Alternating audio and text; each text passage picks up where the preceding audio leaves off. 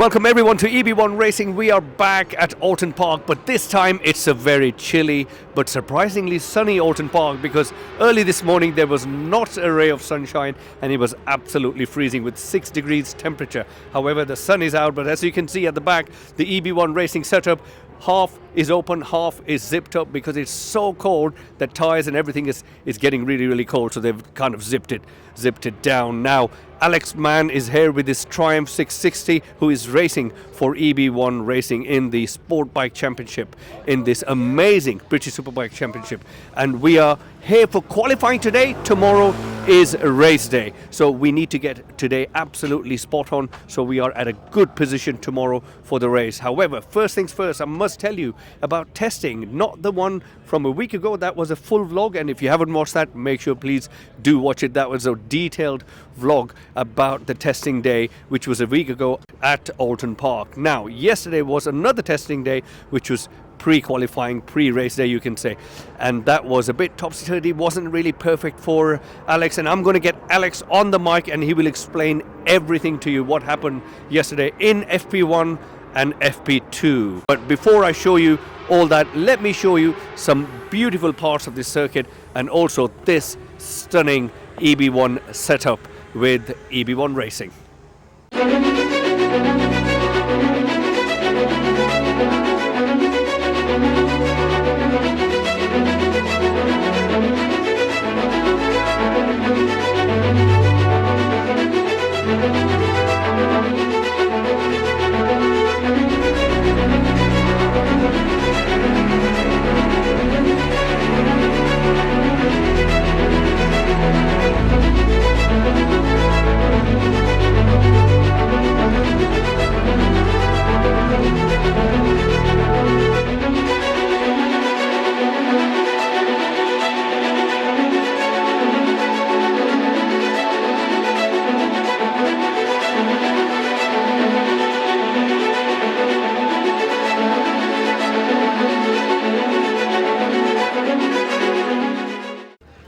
Okay, so we've got Alex here from EB1 Racing, Alex Mann, and he has done some testing here a week ago.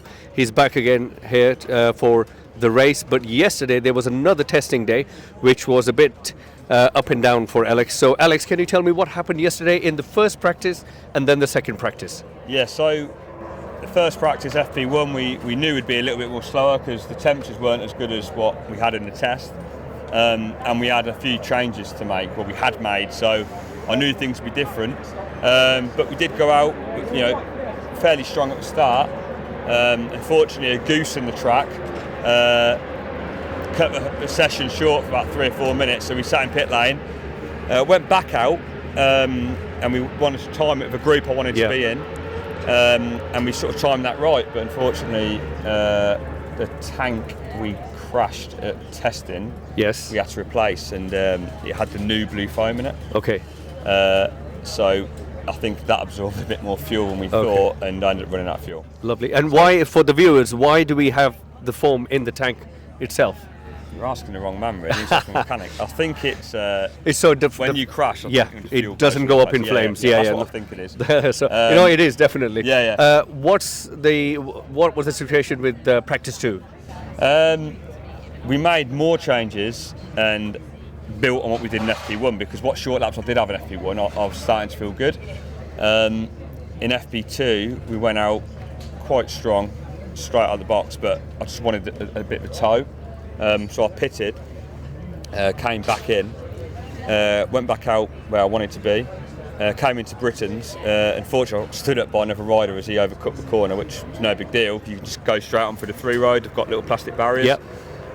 But I couldn't make the barriers, so I ended up just clipping one, which ripped my foot peg clean off, brake lever, tried to get back to the pits. My mechanic had to run back here, get a foot peg, and we missed a load of time in that session again. I think yesterday I did about 15 laps. It's quite hard to set a bike up at this level with 15 laps. So wow, is that why you were limping this morning? Yeah. Have you hurt the foot quite bad? I'd like to say it's a big injury, but it's a stub toe, effectively. So. Fair enough. And how are we looking going into qualifying? Are you happy with the setup of the bike? I heard you were talking to your mechanic this morning in detail about some nuance of the setup. Yeah, we have sort of ended up between two setups, and both feel good. But I think our big problem here is wheelbase. I think we're trying to find a gearing, but we've shortened the wheelbase a bit too much.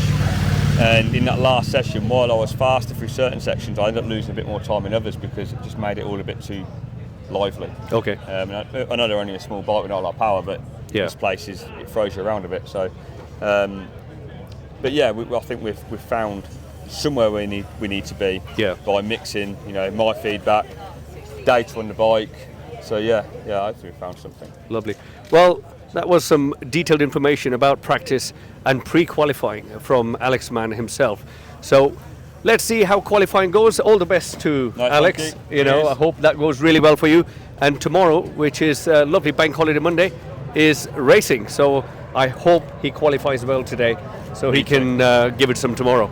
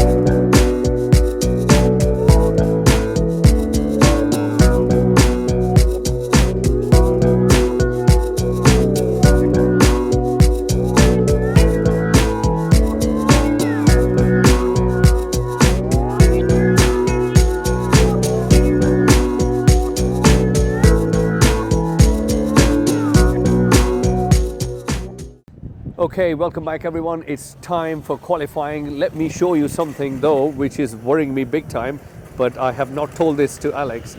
If I put the camera up in the sky, what do you see? We see plenty of pretty much dark grey clouds, and that is not a good sign, but I'm absolutely keeping quiet about that because the last thing a racer wants to know is information like that, because we could be having an absolutely dry session. We do have a red flag situation at the moment from the 400cc race, and there is oil on the circuit. As you can see, this has all been zipped up because the winds have really picked up. I can show you from the EB1 flags and also the Pirelli flags, the winds have massively picked up. And as you can see, everyone is wearing coats. Temperatures are down as well, massively. Track temperature a few minutes ago was 27 degrees. It dropped down to 23 degrees now. So let's see what happens. It's all a bit paused at the moment, but Alex is about to go out any minute. I'll come back to you when he's leaving. Okay, welcome back everyone. The dark clouds are still lingering in the background. However, Alex is absolutely ready to go. Any second, here we go. It is a very, very busy paddock. We've got Pirelli right next door to us, based here, so it gets really busy in this part of the paddock. And I just have to be very careful, but yes, everyone now goes to the pit lane, and that's the setup there with the television, so you can listen to the commentary there and also watch the results. We are struggling a little bit with the Wi-Fi today with everyone connected to the networks, so we're not getting the live footage from TNT at the moment, but hopefully that should be sorted by tomorrow. But everything is kind of now closed because it's extremely windy. Hopefully this qualifying session is amazing for Alex, and it's 20 minutes of qualifying, and I'll catch you in a bit to tell you the results of the qualifying.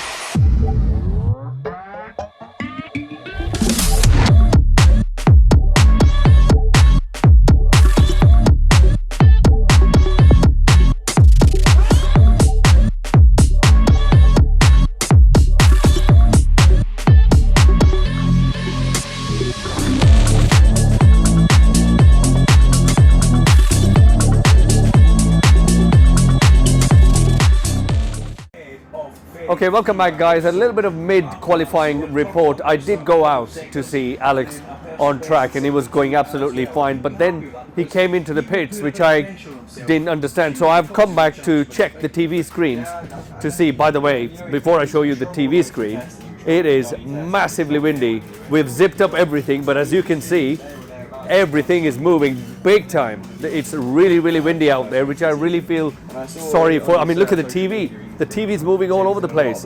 But let's have a quick look where Alex is. So he is 16th at the moment with a lap time of 1 minute 46.5. I'm going to move away from that. So 1 minute 46.5, not bad, but he did come into the pit and we don't know why. So when Alex comes in, we'll get the full report in the post-qualifying interview. But for now, he's 16th. Is he carrying a bike problem? Is that why he came in? For now, we don't know, but I'll give you the full report later on. I can't show you any onboard footage of the bike because that is all copyrighted. And basically it's all owned by TNT Sports, so that is we just can't show you any of that. So when Alex comes back, I'll give him some time to breathe, I'll update you, and I'll also do a post-qualifying interview. Okay, welcome back everyone. We've got Alex back from his qualifying session. He did come into the pits and then he went out again, so Alex will tell us all about that, what happened during the qualifying. So Alex, what happened? So it was actually nice to get a full session in this weekend because it's about the only session I've completed. Went out really strong, got a nice tow, and felt really good. But about 3 or 4 laps in, the bar was coming back, front brake was coming back quite a lot. Don't know why it was going to happen, but I went to do a span adjust and did it the wrong way. So I thought it was getting worse. So I pitted briefly. Just that, we did get a little bit of air out of the brakes actually, so we're gonna change fluids and that tonight. Had a quick breather, went back out, and then went faster. So, yeah, excellent. And are you happy with your qualifying result? Yeah, I mean, in my career of racing, I don't think I've ever been so pleased to be so far down the grid. But nice. It's a different level, and I'm used to fighting for them two front rows wherever I go, but. It's just not possible. Well, this is national level. Yeah. You need to think. I think you finished 34th. 34th out of 40. But you need to think of it this way. I think you are in the top 40 riders in Sportbike class in the country. So you've got to think it that way. So I think you've done pretty well. We went faster today, but only slightly than I did on the test. So there's still work to do. But we've changed a lot of setups, so I think we're still trying to suss that out. Yeah. Plus, because my FP2 time was cut so short, we went out and used tyres, so I didn't have new tyres in for that session. No new rubber, which makes a big difference. Yeah. But your ideal time was pretty good, 1:45.2. TSL's I think was like a 46.2, but on our Motec system. I think it does a bit more. It was like a low 45, so I think we've got it in now. It's just getting out of me. Exactly. More me than the bike, I imagine. Well, this was your first qualifying session of the first race in the national championship. So, this means a lot. Oh God, yeah. Number one, and also it's a big accomplishment. Yeah. Just to qualify to start with, and then hopefully tomorrow you can make some great inroads. Yeah, that's it. I mean, we all said this year we were going to use this year as a test anyway. Yeah. This is all about gaining experience. Some of the boys out there at the front are 18 years younger than me, and about as much as my right leg. So they've always have a bit of an advantage. But absolutely, it's all about and they crash pretty well as well. Yeah, they do crash. Yeah. But this is all about personal goals, and so we're looking forward to it anyway. Lovely. Looking forward to the race tomorrow, or 2 races tomorrow. Yeah, I mean, if I was nervous about qualifying, I don't know how nervous I'm going to be about the race. But no, I think we'll be all right. We'll get there. So. As you can see, the awning is moving quite a bit, and you can hear a lot of noise. How were the winds affecting you outside? I don't feel any. You didn't feel any? No. It didn't feel very windy at all, actually. But I think when you're in there, everything's magnified. I think also the reason the bike's quite slimline, and Alex has lost quite a bit of weight for this season as well. So he probably kind of carves through the air like nothing. So I mean, to be honest, I'm probably one of the tallest on the grid as well, and these bikes aren't very big, so I do struggle with that. But I mean, that session, it felt good, so hopefully tomorrow better. Excellent, absolutely brilliant. So that was day 1, which was the qualifying day. Tomorrow is another day with 2 races. So we'll catch you tomorrow at British Superbikes, and Oulton Park. Thank you.